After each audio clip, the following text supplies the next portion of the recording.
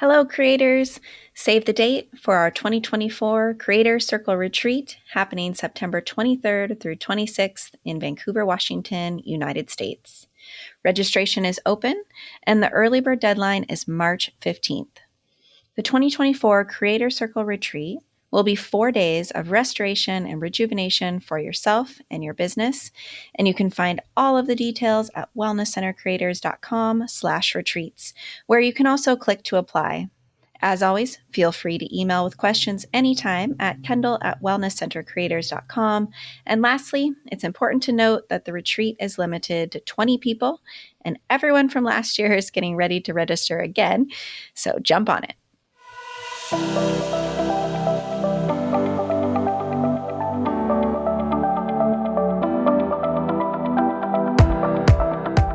As health and wellness providers, we know that better patient outcomes require a whole person, multidisciplinary approach that we just can't provide on our own. That's why I've started the Wellness Center Creators podcast.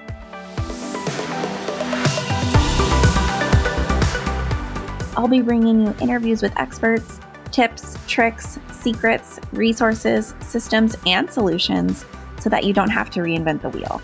And creating your wellness center won't feel like starting over.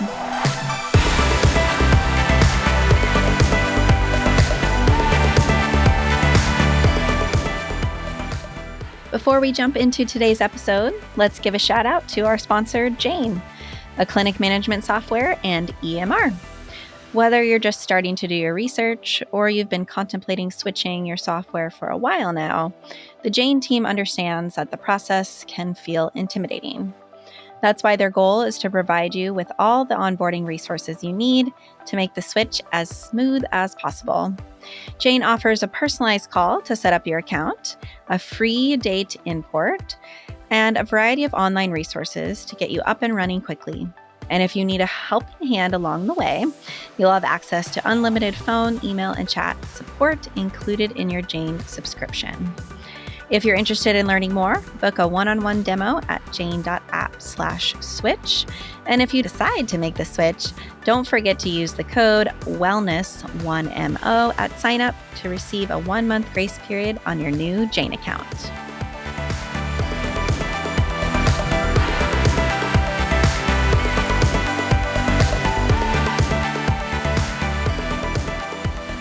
Welcome back, everyone, to the Wellness Center Creators podcast. Today on the show, we have Lori Kennedy.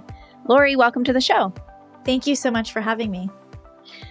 Lori, we're going to get into some specifics today around building online programs. But before we do that, I'd love if you could just introduce yourself to our listeners and share a little bit about your story and how you got to be doing what you're doing today. Thank you. Yeah, thank you. So I have been in the alternative health and wellness industry my entire adult life. I've never had a corporate job. I started off as a personal trainer when I was 19 years old. In university, I am Canadian, and I went to university in Montreal, Quebec. And I became a personal trainer because I wanted to have a job that paid above minimum wage, that I could work around my university schedule.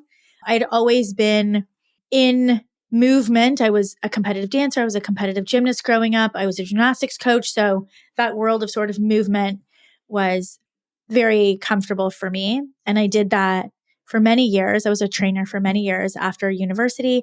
And then I went back to school to become a registered holistic nutritionist and realized that while I did get a good education in terms of how to work with clients once I had them, there was a whole other side of being successful as a nutritionist that I had no idea about. And I had to really come to terms with the fact that I was completely clueless as to how to, never mind even get clients, but how to set my business up. What financials do I need? Like, do I need a website? Do I not need a website? Like, do I need to incorporate? Do I not need to incorporate? Like, there was so much that I didn't know because, again, my background was, yes, I went to university. I have a degree in applied human sciences, which is humanities, right? It's coaching. And I was a trainer. So I didn't get any of that education. And I realized very quickly after working with a handful of clients that the model that I was taught, the model to sell time, right? 60-minute sessions for $150, that was not actually going to set me up for success. I knew that I wanted to have kids. I knew that I wanted to have kids young. I knew that I wanted to be a very present mom. That's one of the reasons why I became a trainer, is because I realized I could do it sort of early mornings, in the evenings. This was obviously before I had kids.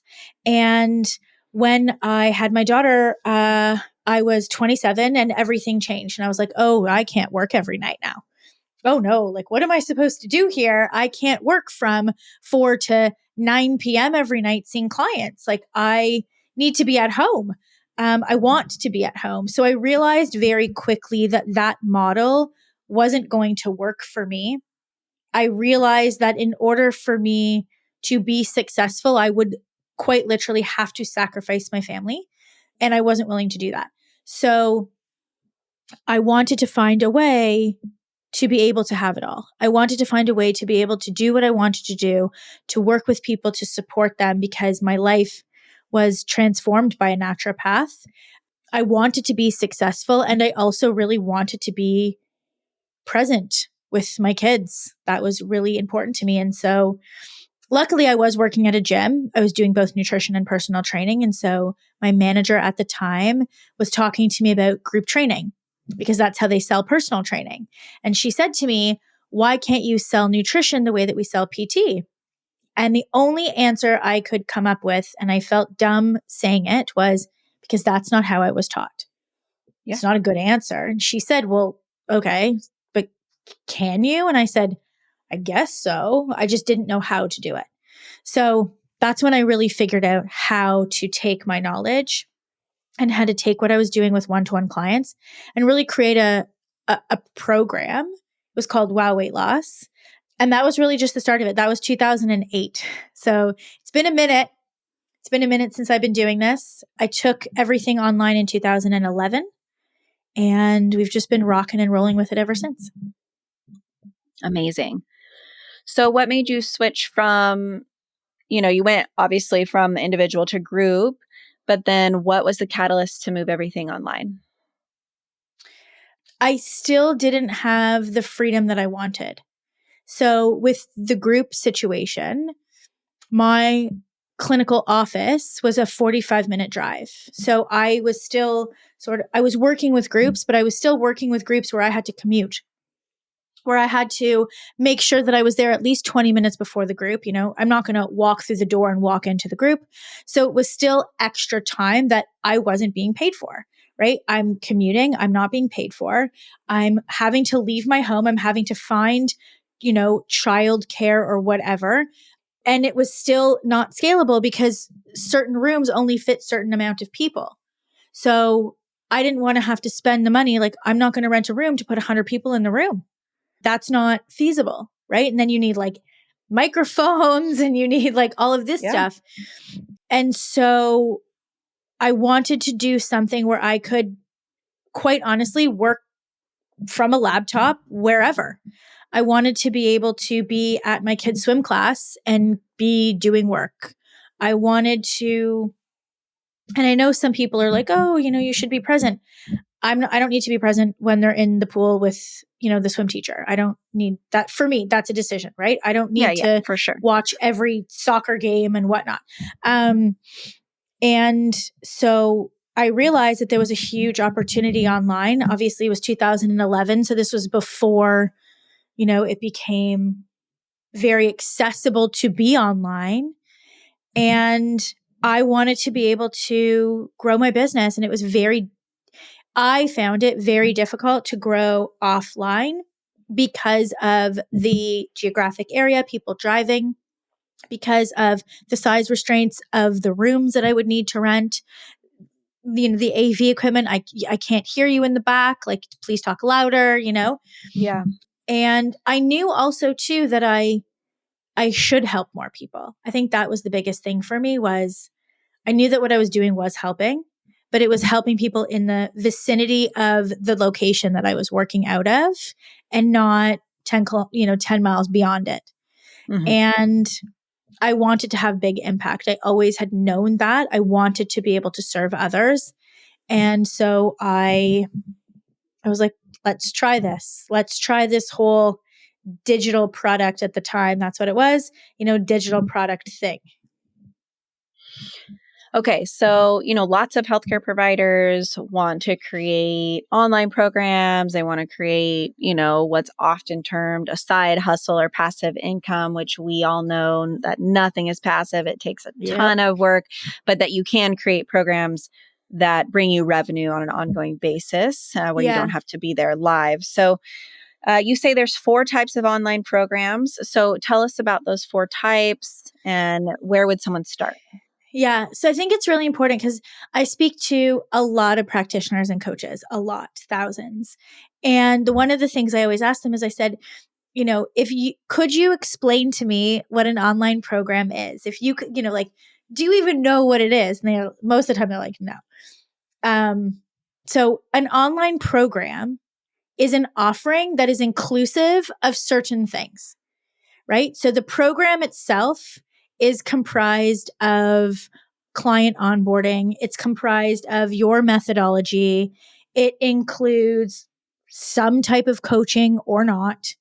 It could include some type of community aspect or not.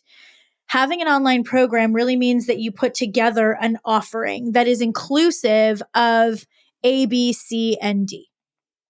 And so what we found was that some practitioners, specifically the licensed and regulated ones, and some coaches wanted to continue to offer one-to-one sessions.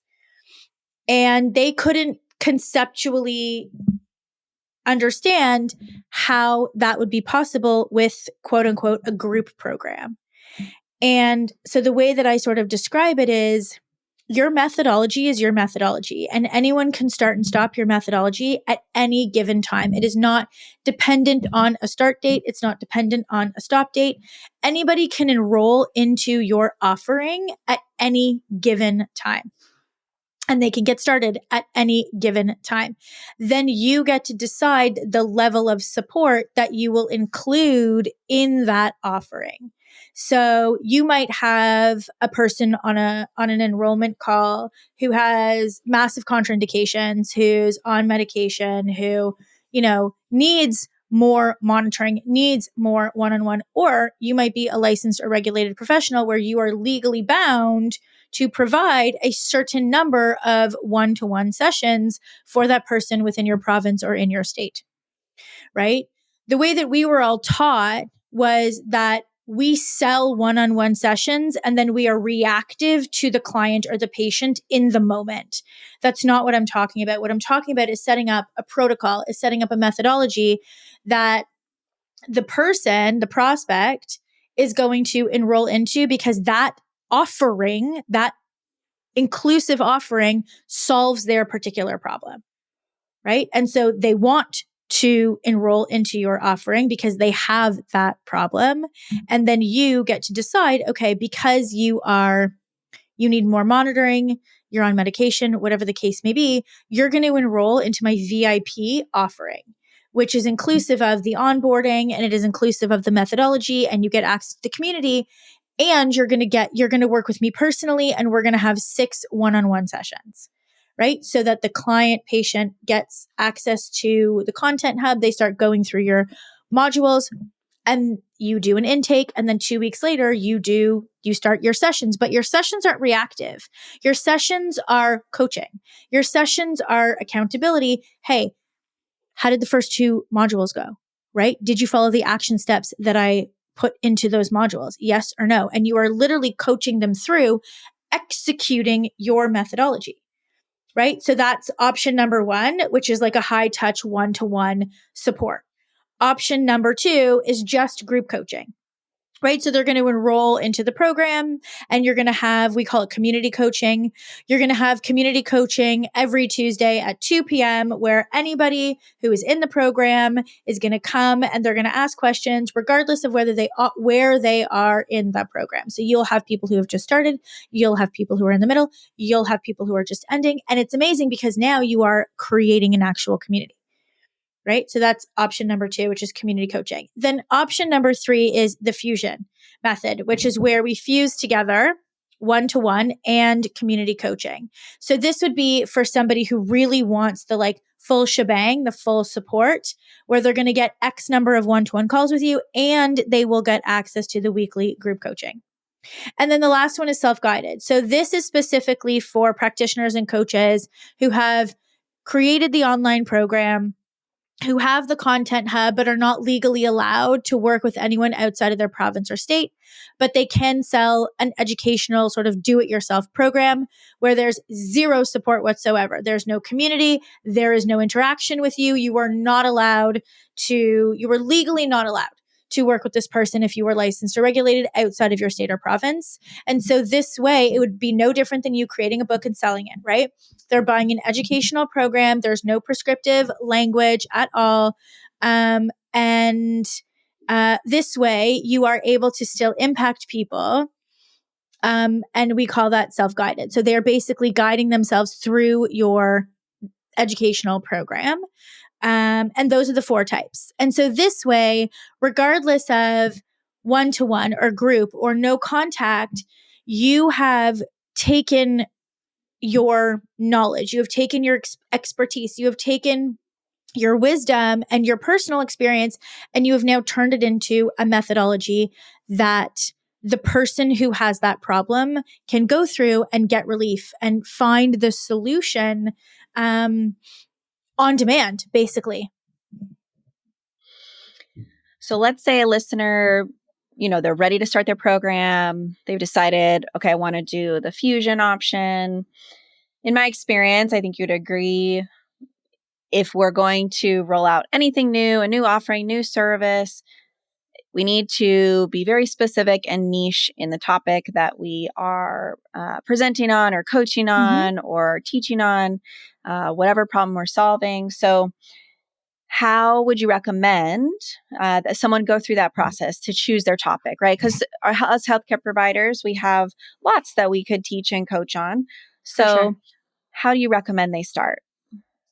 Yeah. So I think it's just, it's a series of questions.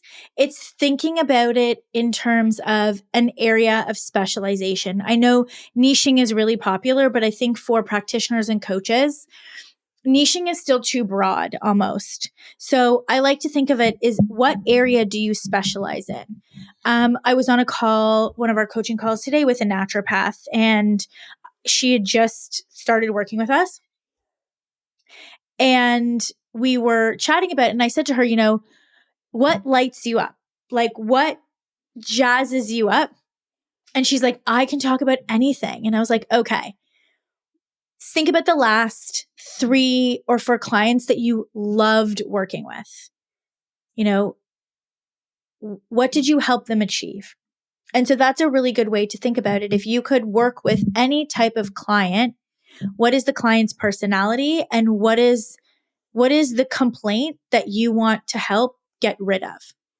Right? I think about it like that. Like, what is the complaint when somebody comes to you and they say, I'm having hot flashes, or I can't get rid of my acne, or, whatever it is, right?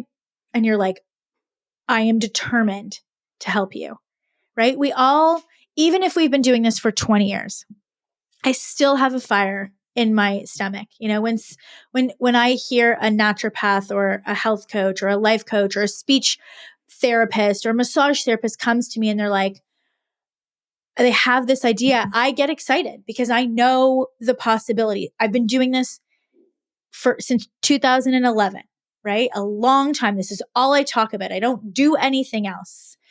And I still get really excited. So there has to be something that lights you up, right? And if there isn't, I wouldn't do it. Because going I online is agree. not like, honestly, if you're just like, no, I need a break, take a break. Yeah. Like you can get burnt out. Like that's fine, because creating an online program and going online is not an overnight quick fix solution. Yeah. Right. I think It's that's really important to talk yeah. about because, like we mentioned earlier, I think there's a lot of pressure for healthcare providers to, try to figure out this passive income thing. And so if your catalyst for creating an online program is just because of that, because you want to make some more money or you're feeling burnt out and you want to do something easier, pause, because you will be entering into something that Yep. will take a lot of Yep. energy. And there is no such thing as passive income unless this is the only way that it's passive. After 3 years of running traffic or lead gen to some type of, whether it's organic or paid, to some type of marketing event that converts into some type of online course where you have no interaction and the webinar is automated and the course is fully automated and you have no interaction. And the only thing that you need to do is monitor the ads. That's passive. That takes about 2 years of full-time effort to get going.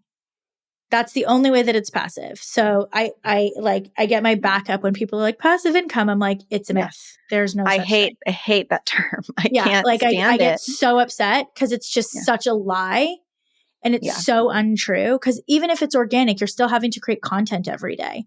And the minute you stop creating content, your audience tanks and everything that you've like, I could go on and on about it. Anyway, I won't get off. I won't derail us, but it's a myth. It's a lie. There's no such thing. However, what I will say and what I do feel strongly about are rinse and repeat systems.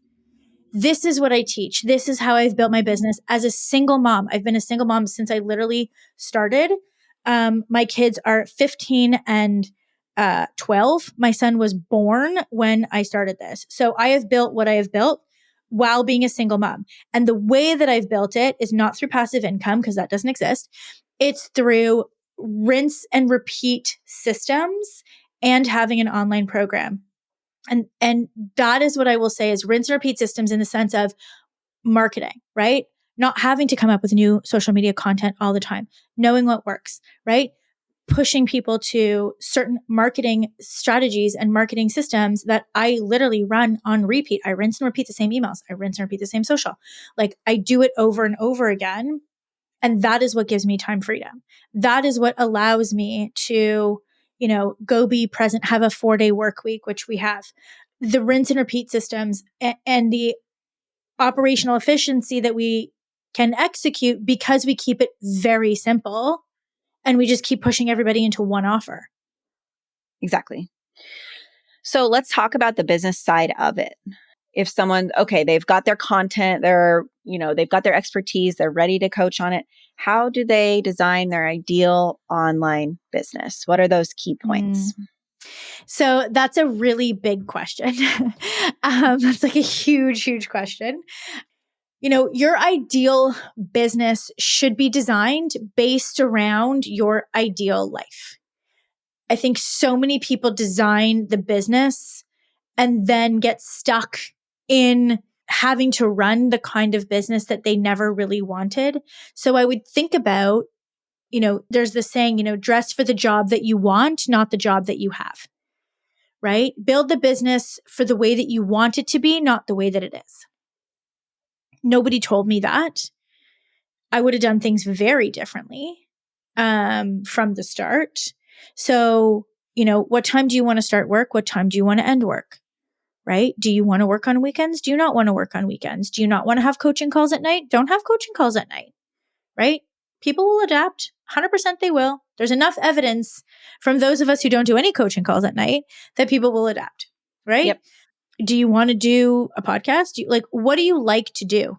Figure that out first. Stop listening to all the gurus on social media who are telling you that you need to do X, Y, and Z and figure out what you like to do and what feels the easiest for you and something that you can commit to. So for me, I can commit to writing content. That's what I commit to. I like writing. I don't like filming video. It's painful for me, and I only do it once a month. Because if I had to film content and do all of the reels and everything every day, I wouldn't like my job. I just wouldn't like it. It would feel hard and not good. So I write all the content. That's part of my job. And I coach the clients. So what do you like to do? Because you have to go with your strengths and optimize those, because that's how you're going to grow. And you might have to work more at the beginning in order to get to the ideal. And that's okay. But you can absolutely start the way that you're going to finish, and, pivot and optimize it as you grow it. So for us, we drive paid traffic to lead magnets. And I like running live marketing events. So we do 1 or 2 marketing events, whether it's like a webinar or a 5-day course or something live with our audience every single month. I book calls, I enroll them into my program. We coach them. That's it. We like to keep it as low tech as possible. We don't have different evergreen webinars running. We don't do a whole bunch of like many chat things. We like to keep it as simple as possible. Yeah, I agree with you. That's our style too for coaching. It's like there's 1, 2, maybe 3 options at any given time. It's a simple process. 1, 2, 3, you're getting support. Yep. What would you say to that provider, professional who's starting out with their first course or first program that they're creating online? What's that advice you would give them the first time they get stuck and they feel like,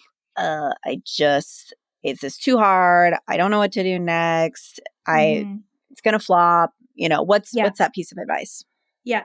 So I would just say, honestly, get used to it and just continue on. Like, yeah. I agree with you. I don't know, like, buck up. I don't know, like, honestly, get used to it and just continue on. Try harder. I think, we laugh about this. We have a fun saying in my mastermind with my high level clients. We're like, just go dead inside. Like, you kind of just got to go dead inside a little. Like, I know it's a little morbid. So I'll speak for myself. I am a highly sensitive person. I feel everything. So of course, a failure for me cuts like horrible, right? It hurts my heart. It like disrupts my nervous system. Like, it destroys my digestive system for days. Like, when a client complains, I have like, it literally messes up my digestive system. And so my goal very early on was to learn how to have feelings and acknowledge my feelings, and not have feelings about it, but to not allow my feelings to run the show. Otherwise, I wouldn't be here. I would be in some type of honest to God treatment center, not being able to cope in the world, because we are A, running businesses, B, the mental load of running a business and working with clients. And if you have a family, like, it's a lot, right? It's a lot. Yeah. And so you are going to come up against different challenges, different bottlenecks, people that don't like you. You become the villain in other people's stories. Like, this is a given. Like, I can't guarantee you'll become a millionaire, but I can guarantee that if you start to go online and if you start to show up, all of those things will happen at some point, whether you become a millionaire or not. I guarantee it. Yeah. Because you're starting a business and those things are very normal. And so the goal is to become resilient. The goal is to have rituals and supports in place to support your stress levels, to support your nervous system, to support your digestive system. Because you could take everything to heart and you won't last long if you do, because there are a lot of things that you could take to heart, especially within, I would say, the first 3 years, because it is a learning curve. And at the same time, you will look back and go, oh my gosh, I am so glad I did this. I love who I am. I would never have become this person had I not continued to move forward and take action despite all of the struggle. Yeah, I agree 100%. And I always say, like, when people are feeling really, really stuck or feeling like, well, of course, that imposter syndrome, we all get it. It's like, as entrepreneurs, we have to be brave. We have to be scared and just do it anyway. Because Mhm. in reality, if we don't do it, someone else will. Yep. Yep. So why And not if us? Yep. And if we don't do it, if you don't do it, the nagging in your brain will be just as painful as those, and it will last forever. And it's worse than the embarrassment or mistakes that you'll make putting the wrong link on social media, or some anonymous person making a dumb comment on your Instagram or whatever the case may be. That wondering and that regret does not go away. Yeah. Lori, it's been just a pleasure chatting with you. I feel like we could talk for hours. We Yes. really see the world in a similar way. Lori, you have a free quiz that you'd love to tell everyone about? Yes. So if you're wondering which type of online program would work best for you, we do have a quiz that walks you through in depth the 4 types. There's some bonus content there. And then based on the answers to the quiz, we give you the best type that would be good for you to get started with your online program. So we have that quiz on my website. You can go to thewellnessbusinesshub.com. It's right on the site. It's also on my Instagram, which is at Lori Kennedy Inc. Lori spelled Lori, Kennedy like the president, INC. And it's available in both places. So you can go and take it. It's a really fun quiz. It's about 2 minutes long and it gives you personalized results. Amazing. Lori, thank you so much for being here. Yeah. Amazing. Thank you for having me.